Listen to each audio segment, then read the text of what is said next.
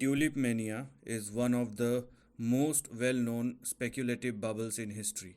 It started in 1634 when the price of tulips ramped up many times their actual value before taking a nosedive and culminating in a market crash in February 1637. Considered as the first ever recorded speculative bubble in the world, Tulip Mania remains to this day a powerful lesson about excessive greed and speculation. To understand Tulip Mania, we must first learn how tulip became a luxury trade item back in the 17th century in Europe. Tulips originated in the Tian Shan mountain ranges and did not arrive in the Netherlands until the end of the 16th century. The vividly colored petals differentiated tulip from any flower known to Europe at that time and quickly turned them into a fashionable trading item among the rich. Clusius was the botanist that pioneered the cultivation of tulips in Netherlands. His fascination with the tulip led him to grow a private garden with many rare tulip types and spend his later years studying the mysterious phenomena called tulip breaking. People in Holland and the rest of Europe were obsessed with the infected tulips, many more than they admired the normal one. This ramped up their price, and many Dutch botanists competed with one another to breed new and more beautiful tulip known as cultivars. At first, the cultivars were only traded among a small group of botanical hobbyists. Soon the trade expanded and botanists began to receive buying requests from strangers in faraway lands. This gave birth to the tulip brokerages, and the whole tulip trading scene became more popular than ever. One factor contributing to the popularity of tulips is the Dutch Golden Age, which took place in between 1588 and 1672. During this time, art, science, and military flourished in Holland, and the country was considered one of the most influential economies in the world. A group of the new rich emerged, consisting of merchants, artisans, and tradesmen who wanted to prove their social status by owning luxury items. The mesmerizing beauty of multicolored petals and the rise of the independently rich Dutch traders turned tulip into a fashionable trading asset. The problem is that tulips can't cultivated year round.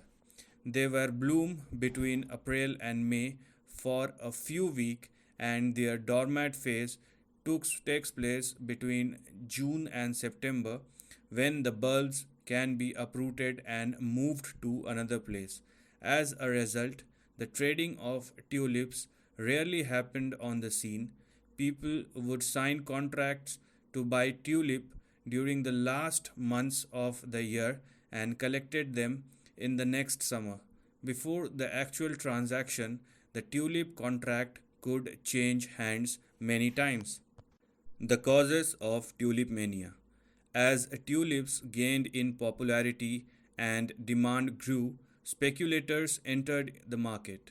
At first, the speculation was rational with realistic expectations of tulip profits growth. Soon, the matter got out of the hand as lots of buyers jumped in for fear of missing out. This boosted the trading volumes and drove the price of tulips up many times their intrinsic value. At one point, people were willing to pay 100,000 florins for 40 bulbs, around 10 times the annual salary of a skilled worker. This is known in today's term as a speculative bubble. The tulip contract trading was dubbed as wind handle, as people did not receive any bulb at the time of the purchase. Instead, people signed contracts to buy the tulip, then resold them for a higher profit. At its peak, the tulip changed hands 10 times before the actual transaction. Due to the exaggerated expectations of profit returns, transaction bloomed and tulips became the fourth leading traded item in the Netherlands after gin, herrings, and cheese. The burst. In 1637, the bustling tulip market deflated. Buyers to see came to their senses and decided they no longer wanted to pay for the highly overpriced tulips. Demand fell and the market collapsed. It started in Harlem when people refused to show up and collect the tulips, partly due to a recent outbreak of bubonic plague, then spreading to the other parts of the Netherlands and Europe. The speculative bubble burst. Many people were furious as the tulips they owned were only worth a fraction of what they had paid for them. Amid the crisis, the Court of Holland ordered to freeze all tulip agreements. Some tulip growers pressed for full payments, though they eventually gave up the effort and reduced the price to the levels that buyer could actually buy. The Tulip Mania finally ended, but its impact on the Dutch economy lasted for many years. Tulip Mania is a classic example of a market bubble that happens in a cycle.